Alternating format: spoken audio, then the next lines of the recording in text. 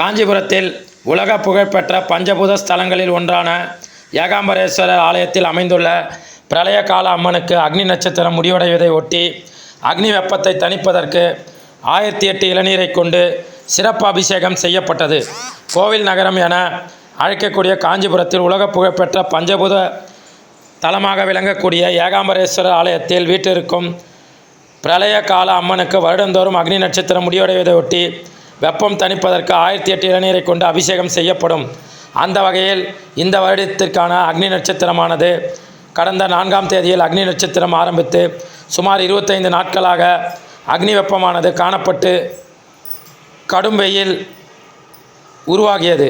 இந்த அக்னி வெப்பத்தை தணிப்பதற்கும் அக்னி நட்சத்திரம் முடிவடைவதையொட்டி ஏகாம்பரேஸ்வரர் ஆலயத்தில் அமைந்துள்ள பிரளயகால அம்மனுக்கு சலாம் மற்றும் சாணிகர் அர்ச்சகர் சார்பில் 1008 இளநீர் கொண்டு அபிஷேகம் செய்யப்பட்டது. பின்பு பிரளயகால அம்மனுக்கு தீபதூப ஆராதனையில் காட்டப்பட்டு ஏராளமான பக்தர்கள் இந்த நிகழ்வினை தரிசித்தனர்.